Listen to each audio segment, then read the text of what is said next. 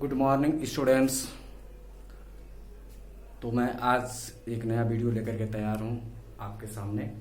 आज मेरा टॉपिक है reactivity of metals towards acids. What happens when metals react with acids. Okay, तो बच्चों आप लोगों को रिएक्टिविटी सीरीज ऑफ मेटल्स मालूम होगा। यदि नहीं मालूम है तो फिर आज मैं दोबारा उसको रिकैप करवाता हूँ, रिवाइज करवा देता हूँ। Okay, so let us start reactivity series of metals.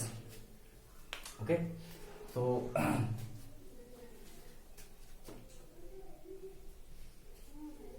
Kedarnath का माली आलू जराफीका पकाता है। केदारनाथ का माली आलू जराफीका पकाता है। हाई कोर्ट है आप का। ओके, इसको लर्न करने के लिए बच्चों इसको हम पढ़ेंगे केदारनाथ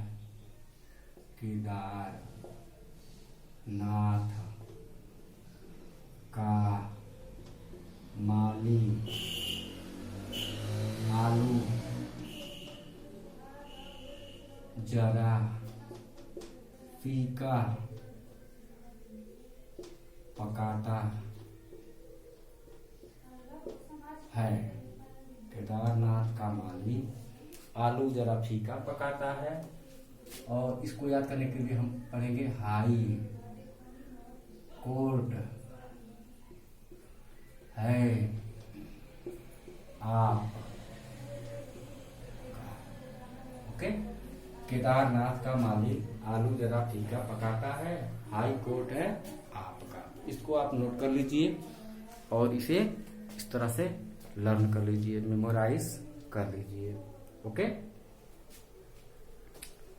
तो ये रहा आपका रिएक्टिविटी सीरीज। अब आप लोगों को मैं बताऊंगा कि जो ऊपर के एलिमेंट्स हैं, ऊपर के एलिमेंट्स उनकी रिएक्टिविटी बहुत अधिक है, नीचे की मेटल्स की रिएक्टिविटी बहुत ही कम है। Okay, reactivity decreases down the group. As we go down the group, reactivity, as we move down the series, okay, the reactivity of metals decreases. Reactivity of metals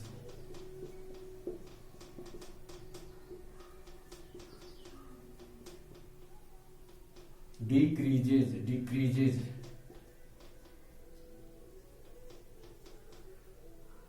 down the series.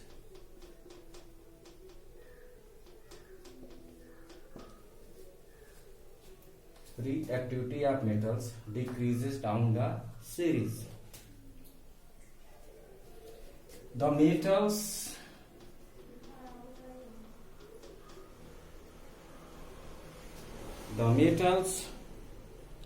above hydrogen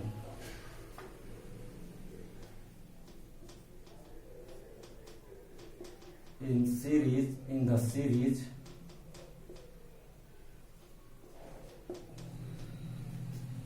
the metals is above hydrogen in the series liberates hydrogen gas.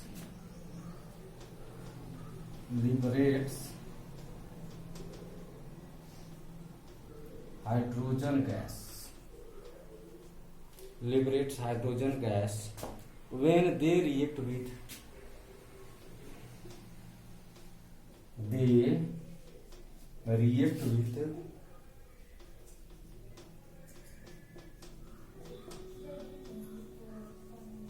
dilute mineral acids. Okay, like HCl, H2SO4, but HNO3 dilute HNO3 does not give hydrogen gas with metal.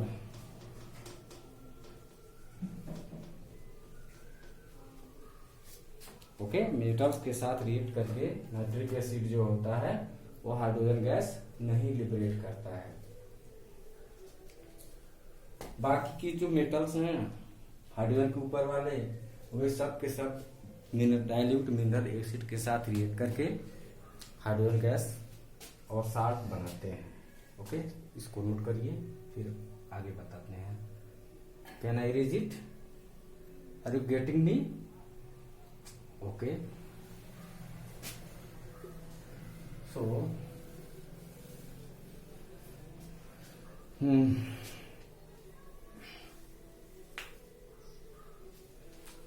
कुछ examples ले लेते हैं, such as Zn plus dilute HCl gives ZnCl2 plus H2 gas.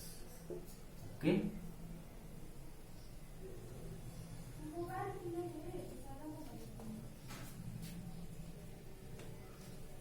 Zn plus H2SO4 dilute gives ZnSO4 plus H2.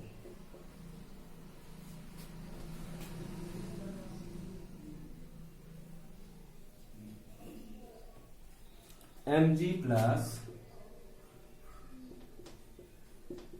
HCl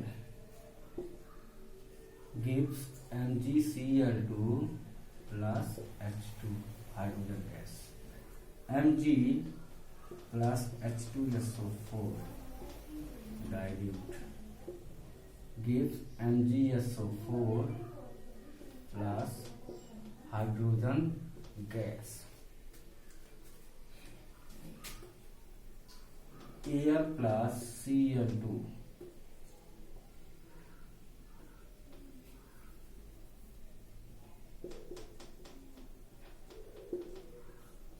HCl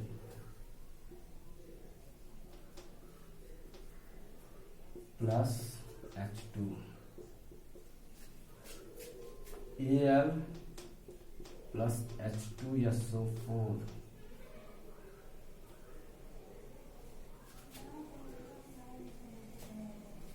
gives Al2 SO4 thrice plus 3H2. Okay,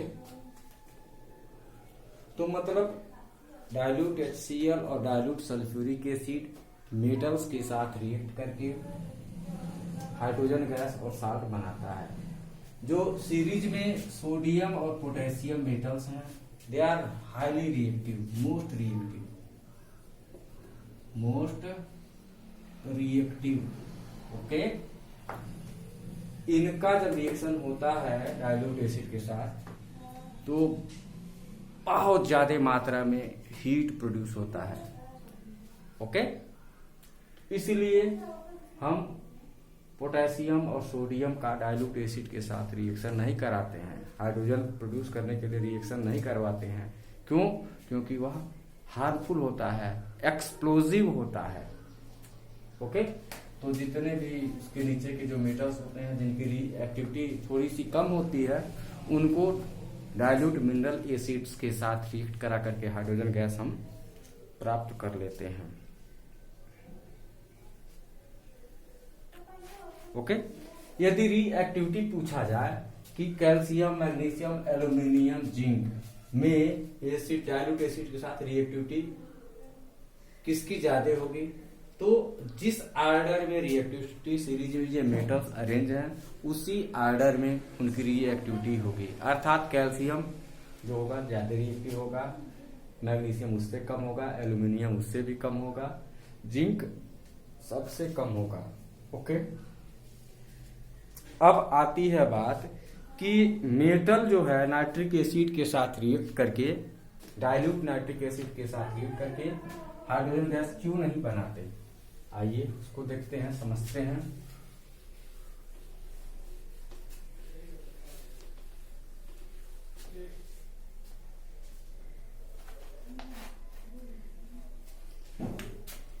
metal plus dilute nitric acid, okay, does not give hydrogen gas, does not give hydrogen gas. Question हो सकता है बच्चों, पूछा जा सकता है question आपसे कि Y dilute HNO3, why dilute HNO3 does not evolve hydrogen gas, does not evolve hydrogen gas with metal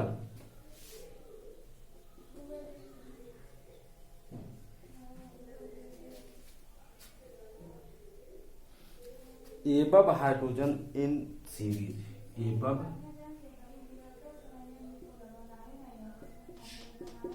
in the series, मतलब सीरीज में हाइड्रोजन से ऊपर वाले जो मेटल हैं वो डाइल्यूट नाइट्रिक एसिड के साथ रिएक्ट करके हाइड्रोजन गैस क्यों नहीं देते हैं? ओके, तो इसका आंसर होगा मेरे प्यारे बच्चों, nitric acid is very very strong, nitric acid is very very strong oxidizing agent,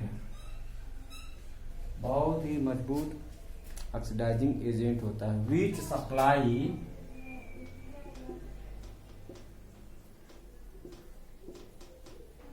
oxygen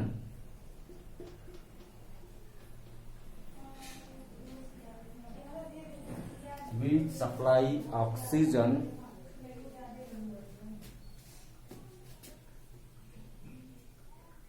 and it combines with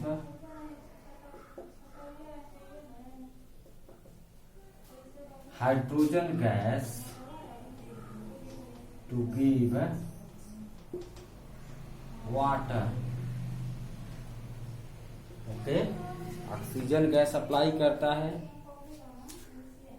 इस कारण से वाटर में चेंज होता है, हाइड्रोजन गैस ऑक्सीजन से मिलकर के वाटर में चेंज हो जाता है।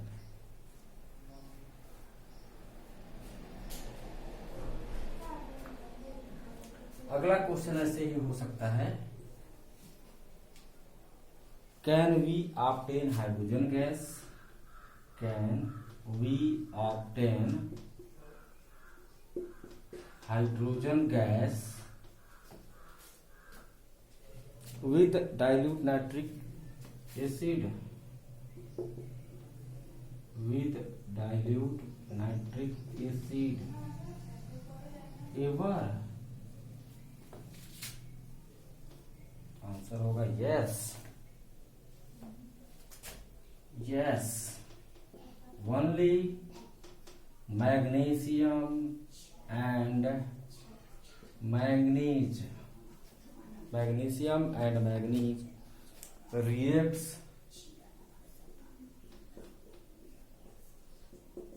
with dilute nitric acid,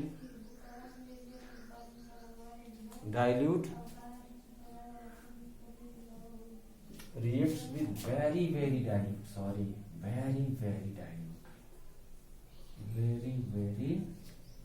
dilute HNO3 about 1% gives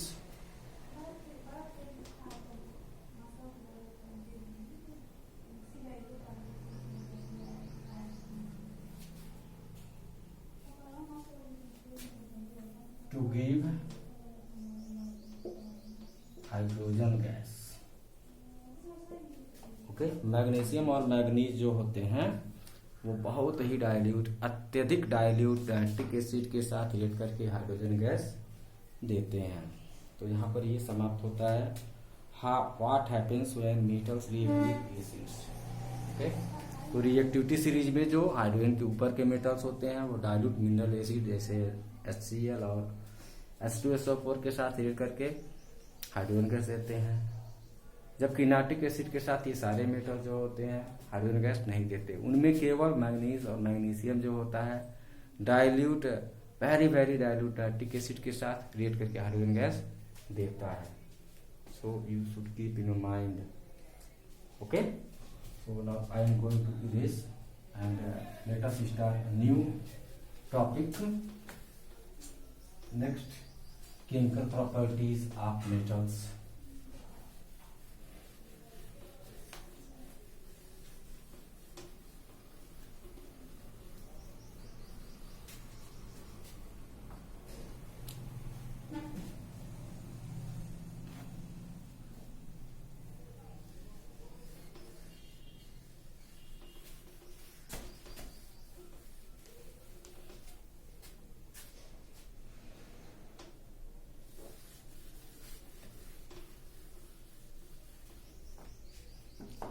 Put the heading, how do metals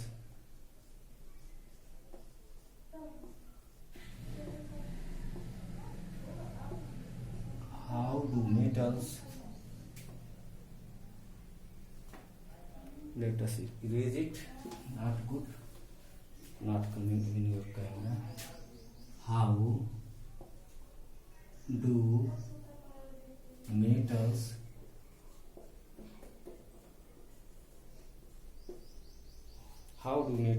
react with solutions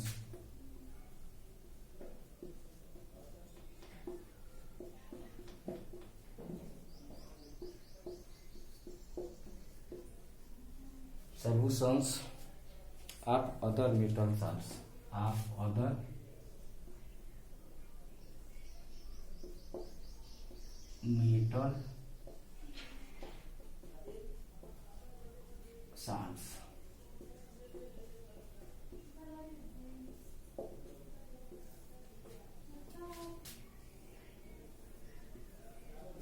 मतलब मेटल जो है मेटल साल्ट के सॉल्यूशन से किस प्रकार से रिएक्ट करता है।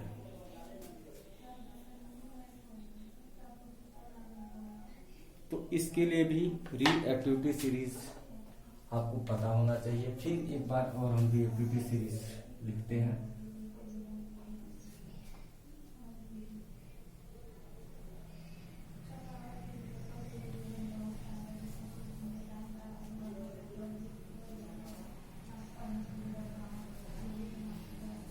केदारनाथ का माली आलू जराफी का पकाता है, हाई कोर्ट है आप।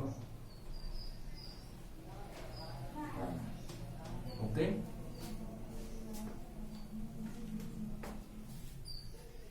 तो इसमें जो मेटल्स हैं, ऊपर वाले मेटल अपने से नीचे वाले मेटल के साल्ट सॉल्यूशन से रिएक्ट करके मेटल को डिस्प्लेस कर देते हैं। ओके, चलिए एक हम एग्जांपल देखते हैं। Decreases, reactivity decreases.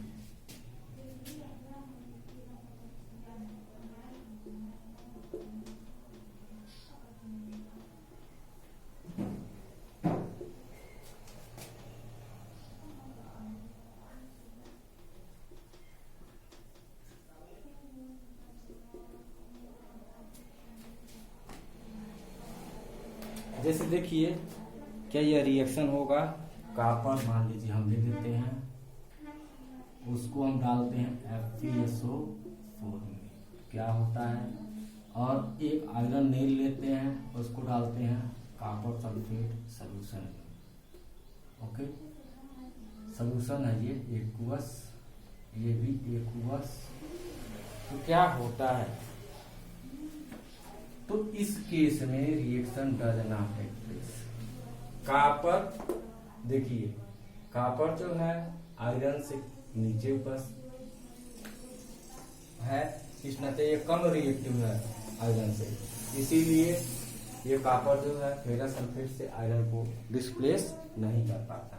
जबकि दूसरे रिएक्शन में आयरन जो है कॉपर से ऊपर है, अतः आयरन जो है कॉपर के साल्ट से कॉपर को डिस्प्लेस कर देता है, बना लेता है FeSO4 प्लस Cu। ये कॉपर सल्फेट ब्लू कलर का होता है और जैसे से रिएक्शन आगे बढ़ता जाता है blue colour friends and on iron nail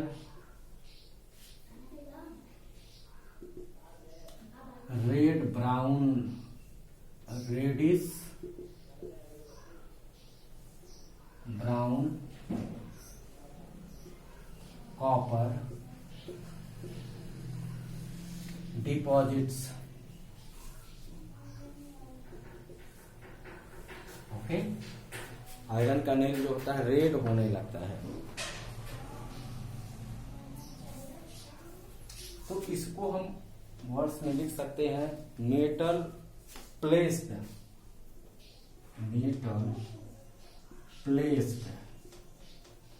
above, metals placed above in the series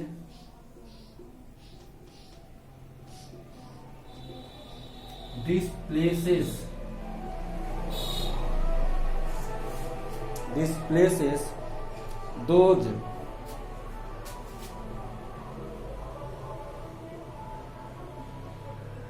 below from their salt solution,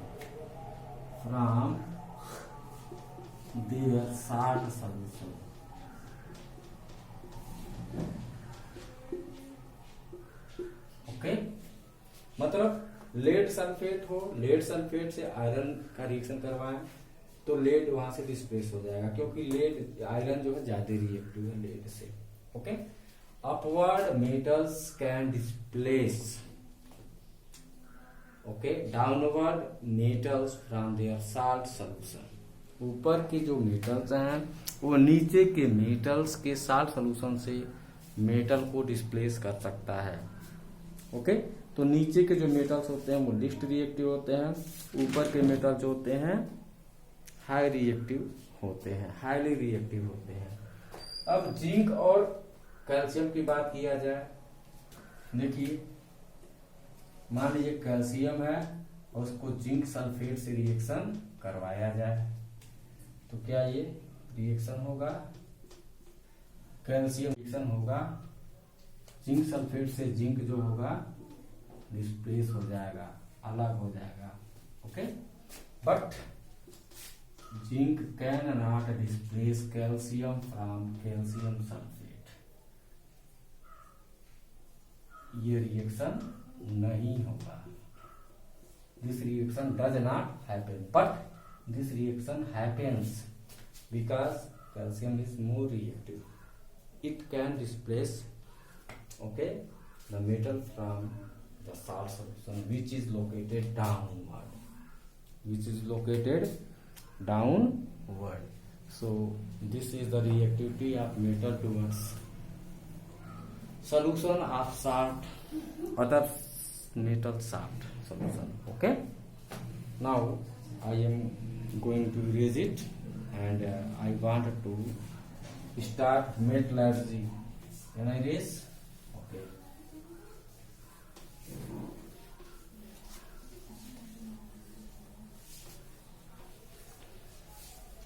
Metallurgy.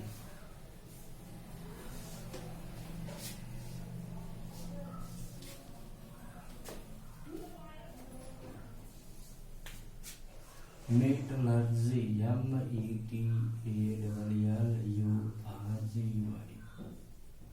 Okay, what is metallurgy? Metallurgy is the process. Metallurgy is the process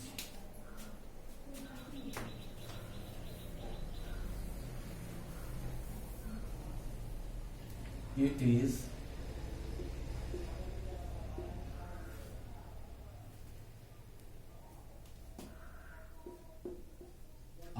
process.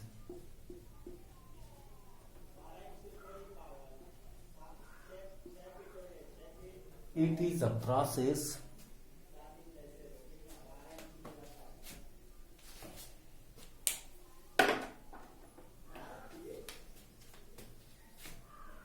in which pure metal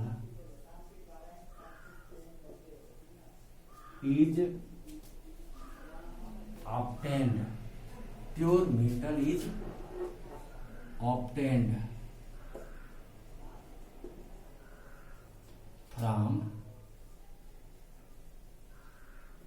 its ore. Okay, metallurgy वह प्रक्रिया होती है जिसमें किसी metal की ओर से metals को प्राप्त किया जाता, एक्सट्रैक्ट किया जाता है। तो सबसे पहले अब आप लोगों को देखना पड़ेगा कि मिनरल क्या होता है। Mineral, what is mineral? MIN, mineral.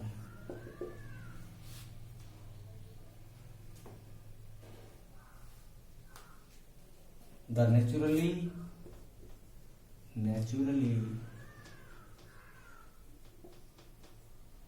occurring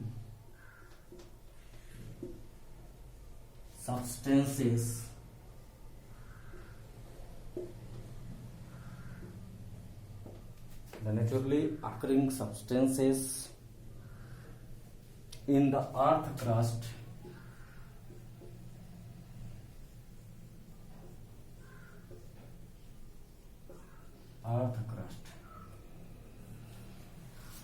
obtained by mining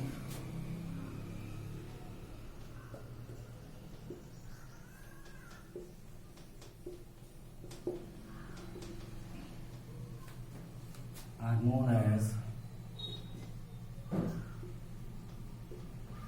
minerals. Okay, earth crust में पाए जाने वाले नेचुरल सब्सटेंस जिनको माइन करके, खोद करके निकाला जाता है, उनको मिनरल्स कहा जाता है। So metals can not be extracted from any mineral. Metals are extracted from ores, some particular mineral. Okay, so let us know what is ore.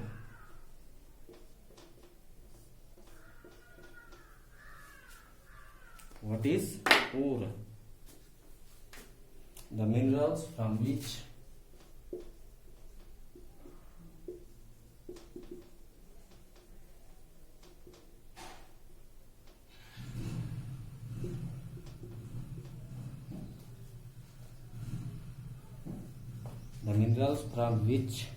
metals can be extracted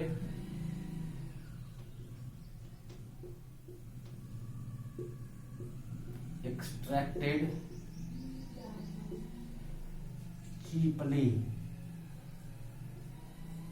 and conveniently.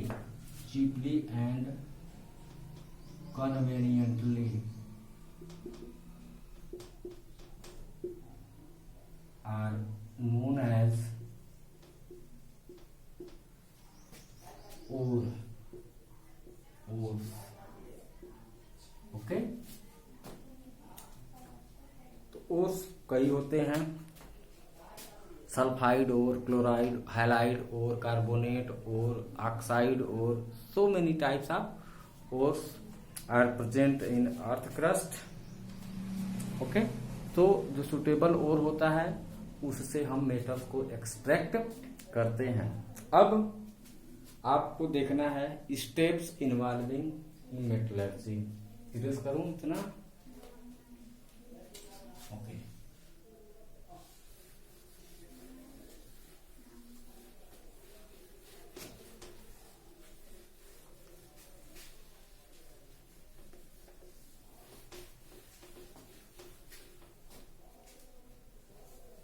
steps involving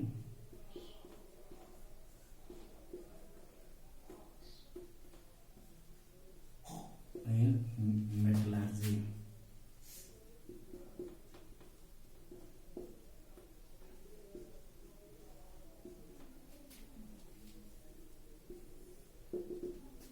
okay, तो प्यारे बच्चों 5 steps होते हैं।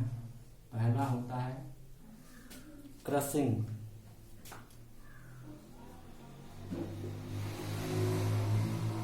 मील ओर को crush किया जाता है। Crushing of ores, rock से प्राप्त किया जाता है। बहुत बड़े बड़े जो होते हैं रॉक्स के रूप में होते हैं, तो पहले उसको मिल्स में उसकी क्रशिंग की जाती है, पाउडर के रूप में उसको चेंज किया जाता है।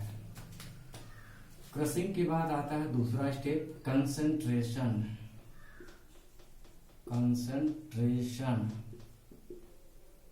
Of ores. कंसंट्रेशन, तो जो पाउडर्ड ओर होता है उसमें बहुत सारे सैंड होते हैं, डस्ट होते हैं, रॉक्स होते हैं और इम्प्योरिटीज होती हैं। ओके, तो इन सारे इम्प्योरिटीज को या अनवांटेड मटेरियल को हम गैंग कहते हैं। क्या बोलते हैं? Gangue. The impurities which are present in ore is known as gang.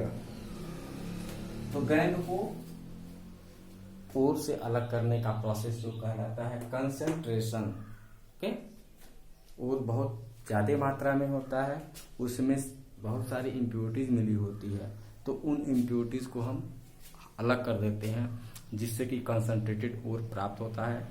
Concentrated ओर का जो वॉल्यूम अमाउंट होता है वो कम होता है, उसमें मेटल्स की मात्रा ज्यादा होती है। ओके, तीसरा स्टेप आता है conversion of ore to metal oxide. Conversion of metal ore to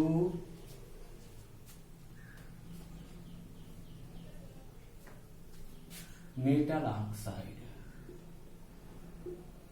conversion of ore to metal oxide.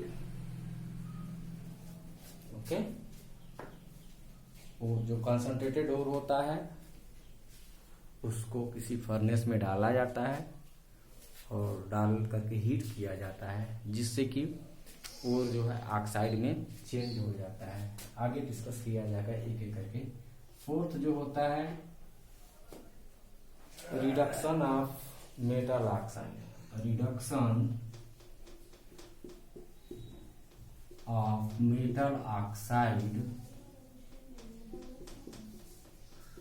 To metal.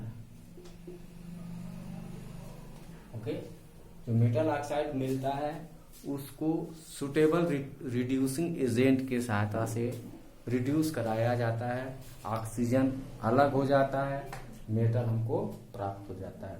और स्टेप 4 से जो मेटल प्राप्त होता है वह 100% प्योर नहीं होता है। तो 5वां स्टेप होता है रिफाइनिंग और प्योरिफिकेशन। प्योरिफिकेशन के बाद जो है हमको मेटल्स 99.9% प्योर प्राप्त हो जाता है। तो ये 5 स्टेप्स होते हैं मेटलर्जी में।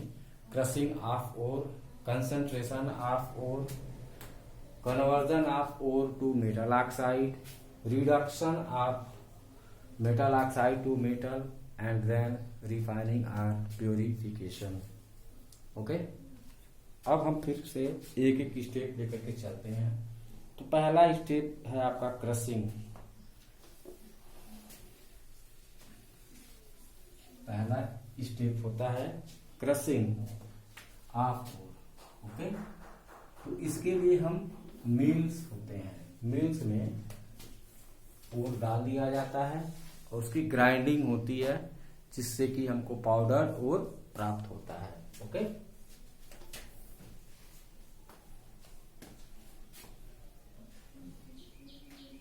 Rocky ore is kept is processed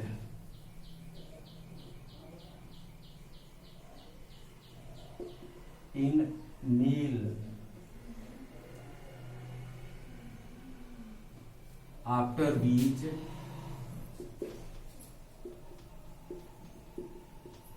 we get powdered ore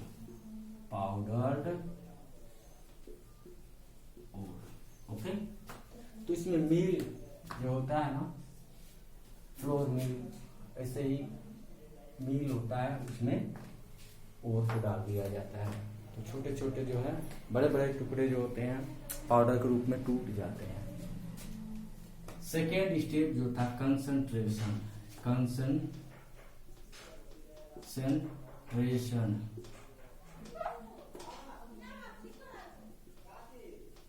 of ore की कंसंट्रेशन। तो कंसंट्रेशन होता क्या है? Removal of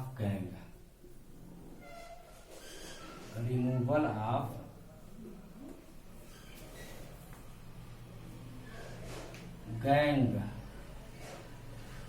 impurities from ore is known as concentration। Okay, concentration कई तरह का होता है। पहला होता है ग्रेविटी सेपरेशन।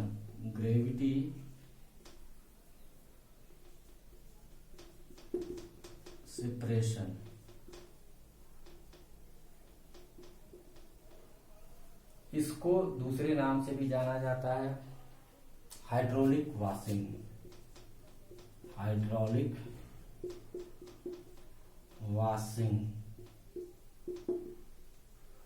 ओके, इसमें क्या होता है कि पाउडर एक दो पुल क्या होता है कि पाउडर और होता है, उसको जो है वाटर करंट में रख दिया जाता है। ओके, वाटर करंट जो होता है, लाइटर जिनकी डेंसिटी कम होती है उनको अपने साथ वो बहा ले जाता है, और जिनकी डेंसिटी ज्यादा होती है वो नीचे जो होते हैं कलेक्ट हो जाते हैं। इस प्रकार से जो है हम हाइड्रोलिक वॉशिंग के द्वारा कंसंट्रेशन करते हैं। दूसरा मेथड होता है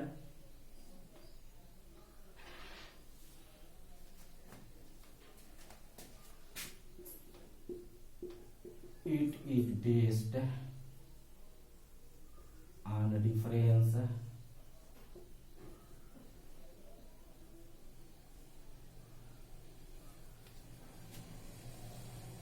in density of ore and gangue। Okay, ore और गैंग की डेंसिटी में डिफरेंस होने के यदि रहता है तभी ग्रेविटी सेपरेशन या हाइड्रोलिक वॉशिंग किया जाता है। दूसरा मेथड होता है प्यारे बच्चों मैग्नेटिक सेपरेशन।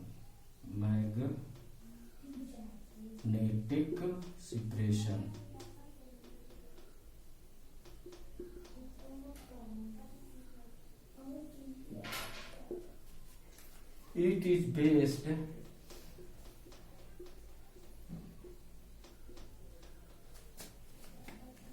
on difference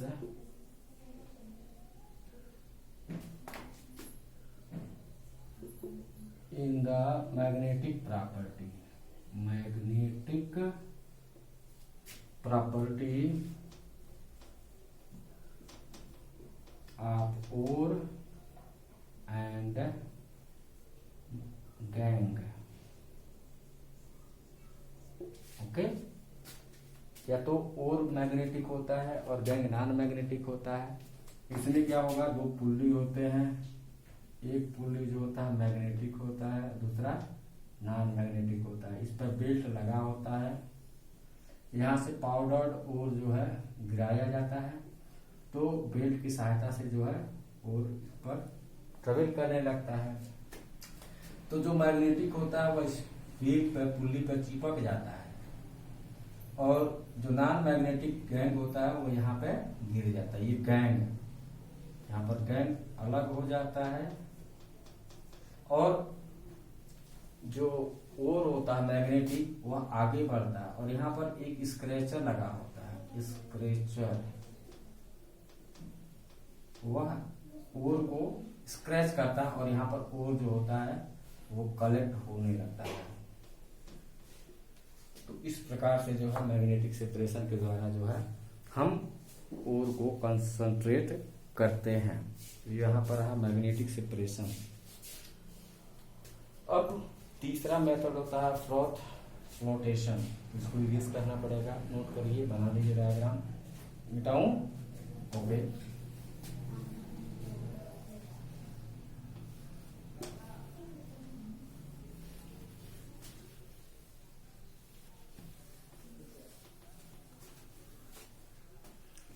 हाँ, तीसरा जो होता है जो flotation method, flotation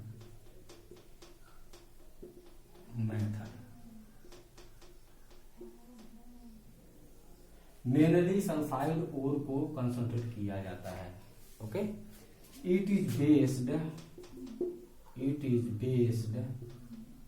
on difference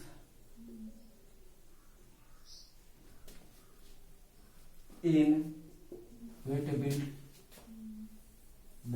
property,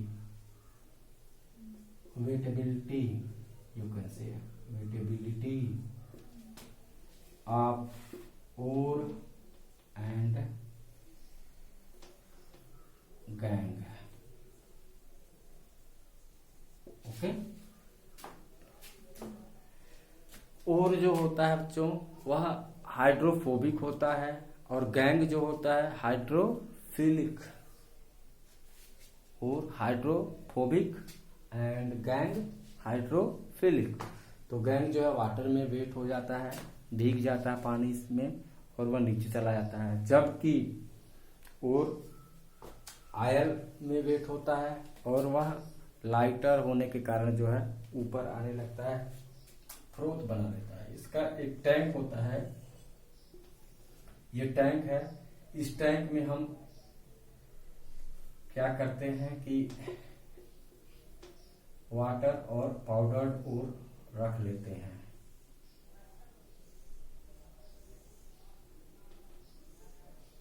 यहाँ पर जो है ट्यूब्स लगे हुए हैं, यहाँ पर हॉट एयर जो होता है भेजा जाता है ताकि एगिटेशन हो सके। इसमें जो है हमने क्या रखा है, वाटर प्लस पाउडर्ड ओर प्लस पाइन आयल। ओके, तो जब एगिटेट करते हैं एयर के द्वारा, ओके, तो और जो होता है आयल्स में वेट होने लगता है, और वेट होकर के ऊपर जो है इसके सरफेस पर फ्लोट करने लगता है, फ्रॉथ के रूप में फ्लोट करने लगता है।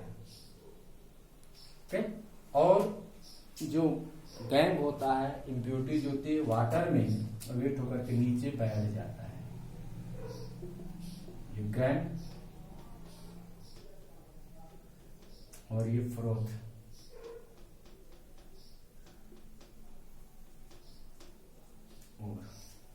Okay, only sulfide ores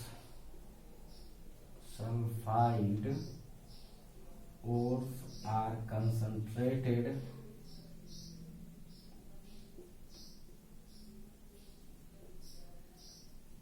with this method.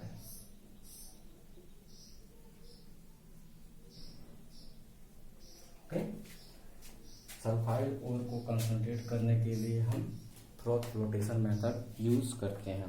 अब चौथा मेथड होता है कंसंट्रेशन का, उसको ये बहुत इंपॉर्टेंट एग्जाम में आता है, इसको नोट कर लीजिएगा जरूर, इंपॉर्टेंट लगा लीजिएगा मार्क। ओके, तो चौथा मेथड है, उसको मैं बता रहा हूं,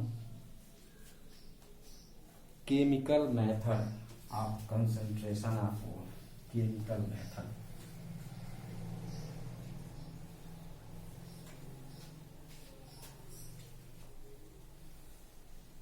चौथा मेथड है chemical.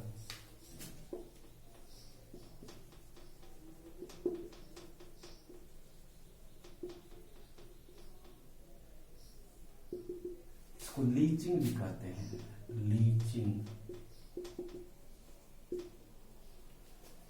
Leaching.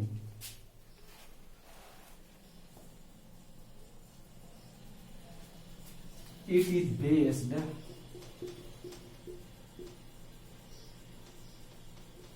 on difference in solubility of ore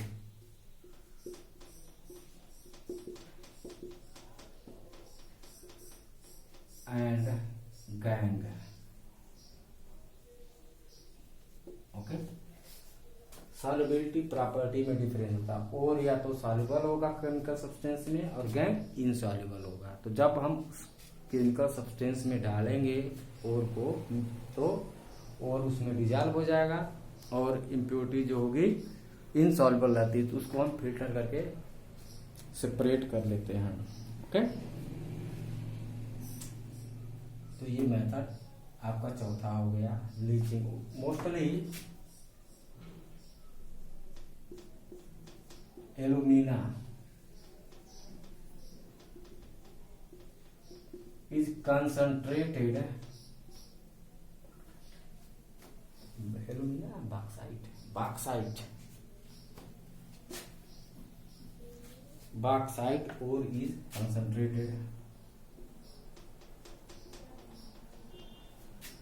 concentrated by leaching and NaOH is used as a solvent। Alumina use होता है, सॉरी सोडियम हाइड्रोक्साइड जो होता है सोल्यूशन, वह सॉल्वेंट के रूप में यूज होता है। तो आपका दूसरा स्टेप खत्म हो गया, कंसंट्रेशन ऑफ ओर्स। तो अब तीसरा स्टेप पर आते हैं, conversion of ore to metal oxide. पेश करूं, third step,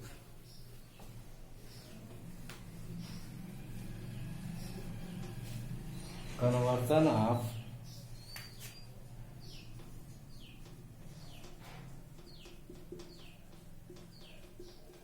ore to metal oxide, metal oxide. Okay, दो मेथड्स होते हैं, एक होता है, दो मेथड्स होते हैं, एक होता है रोस्टिंग और दूसरा होता है कैल्सिनेशन, कैल्सिनेशन। ओके, ये रोस्टिंग कैल्सिनेशन का डेफिनेशन थोड़ा सा देख लें।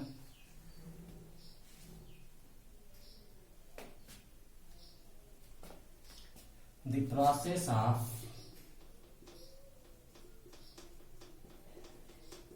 strong heating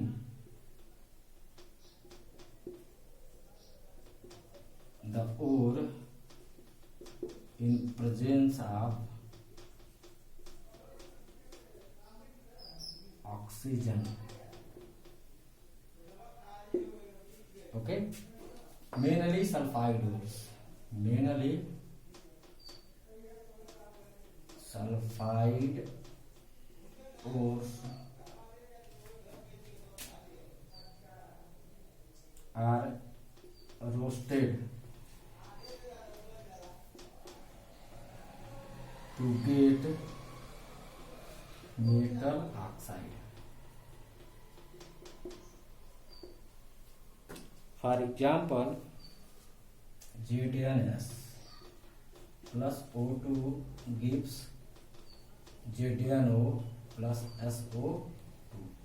You can balance it 2 and लिखेंगे 2SO2 हो जाएगा, 2ZnO हो जाएगा, 2 to the 4 to 6, 3O2. Okay, in this way roasting is done. Now calcination, the process of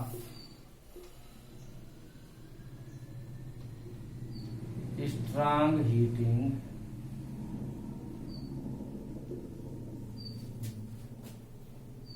in absence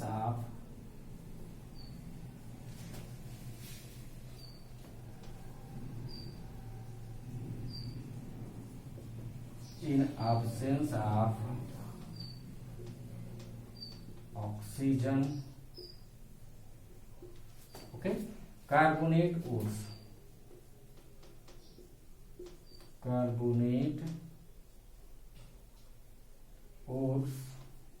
are calcinated to get metal oxide.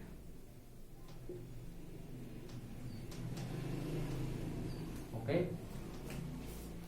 Example के रूप में देख लें, कैल्शियम कार्बोनेट ले लेते हैं, उसको स्ट्रांग हीट करते हैं, CaO प्राप्त करता है प्लस CO2। ऐसे ही MgCO3 मान लीजिए है, स्ट्रांग हीट करेंगे MgO plus CO2।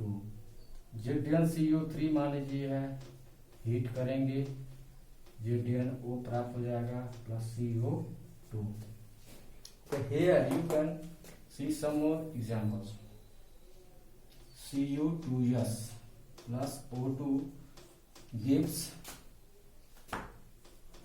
CuO plus SO2. Okay, and so on.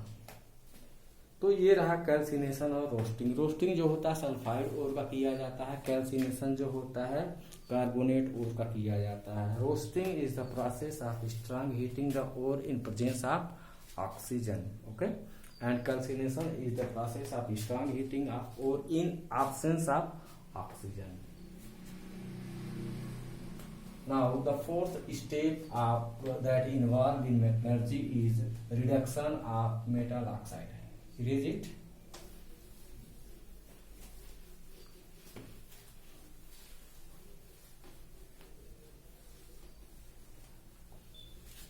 Fourth step,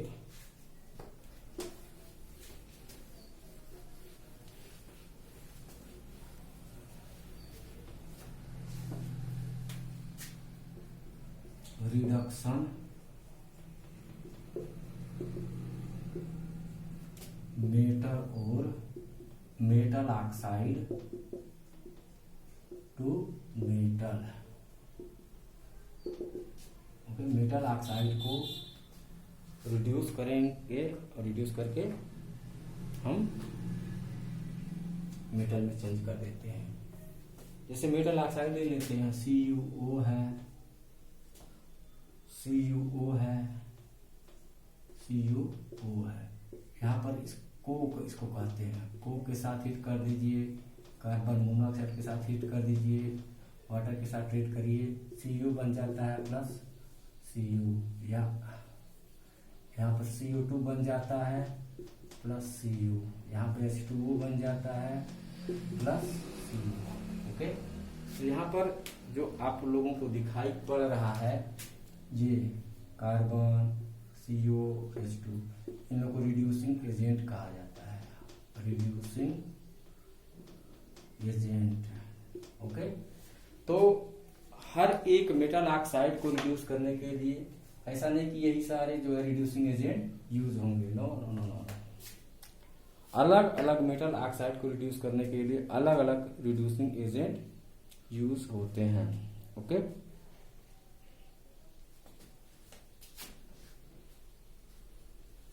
lead oxide ले लीजिए,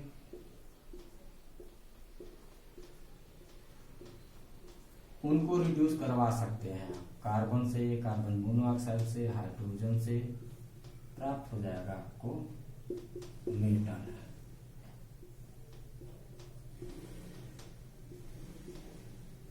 ये जो मेटल ऑक्साइड है थोड़े से स्टेबल है।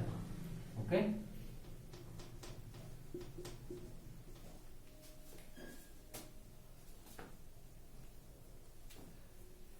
अच्छा आइए अब हम सिल्वर और मरकरी के ऑक्साइड की बात करते हैं। Ag2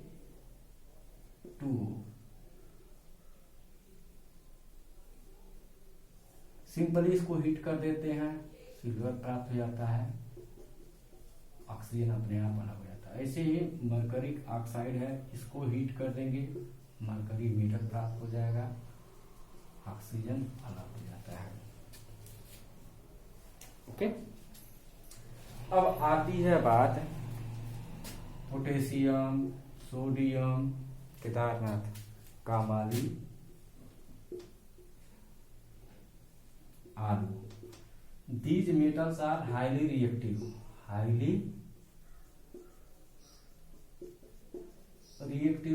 and their oxides are more stable. These oxides are less stable.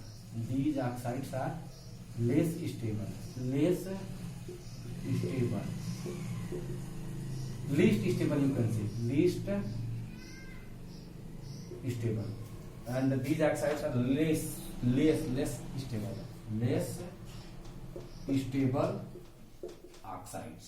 So these can be reduced using suitable reducing agent, and the least stable oxide, metal oxides, can be reduced simply by heating, but the most stable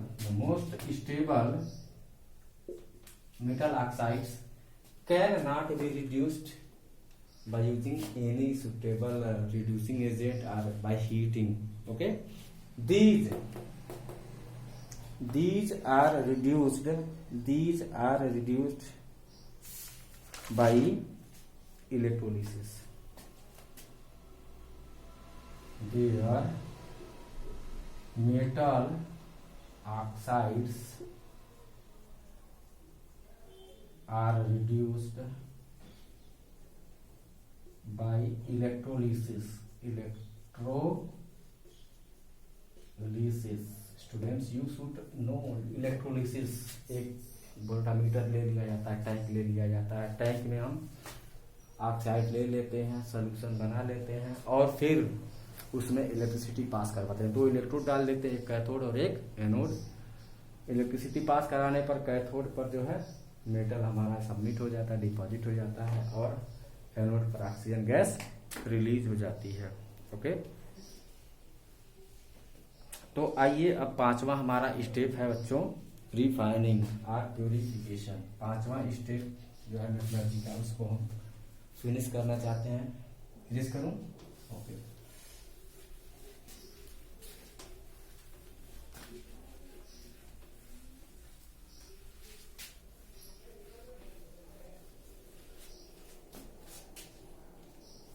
refining or purification. Refining or purification.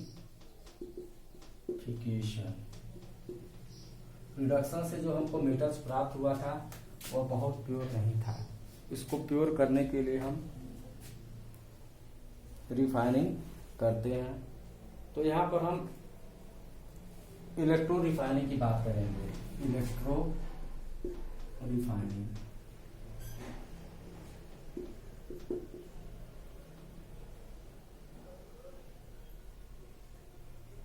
की बात करेंगे। इसमें होता क्या है कि एक जो होता है टैंक होता है, टैंक में हम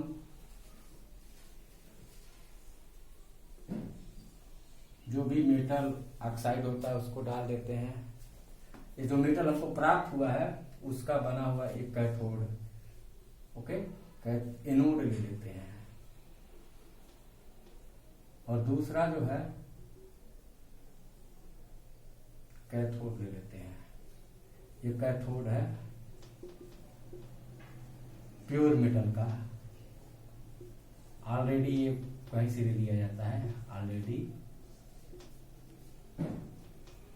ओके।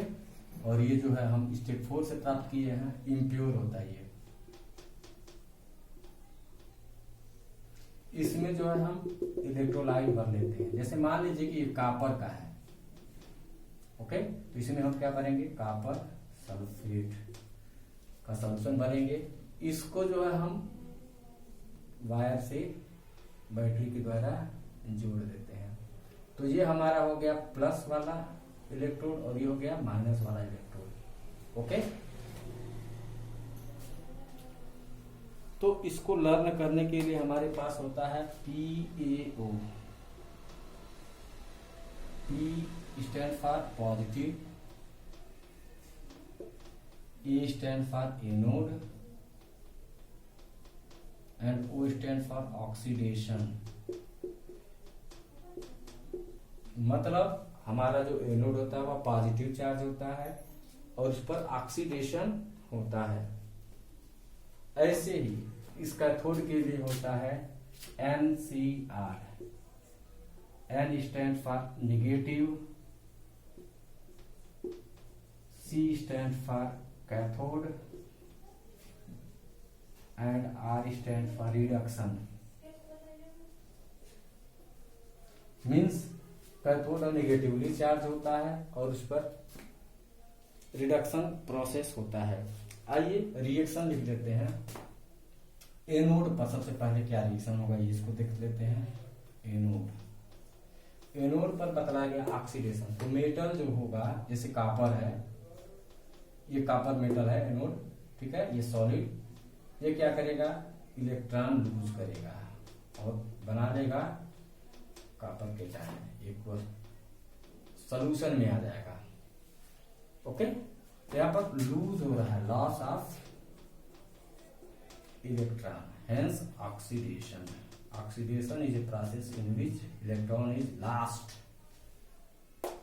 तो यह एनोड हो गया, इलेक्ट्रॉन लूज किया जा रहा है कॉपर के द्वारा। अब इलेक्ट्रॉन जो है वह इलेक्ट्रॉन जो है मूव करता जाएगा, यहाँ से प्लस से माइनस की ओर मूव करेगा, ठीक है। और करंट जो होगी इस कैथोड से एनोड की तरफ फ्लो होगा। आइए कैथोड पर रिएक्शन जो हो रहा है उसको देख लेते हैं। चूंकि सोल्यूशन में कॉपर आयन आया है, कॉपर आयन जो है अट्रैक्ट होगा इस कैथोड की तरफ, क्योंकि इलेक्ट्रॉन जो है उस पर ज्यादा आ गया है, ठीक है ना। तो कॉपर आयन और इलेक्ट्रॉन से डिस्चार्ज होगा और बना लेगा कॉपर सॉलिड। इस प्रोसेस में क्या हो रहा है, gain of electron, hence it is reduction.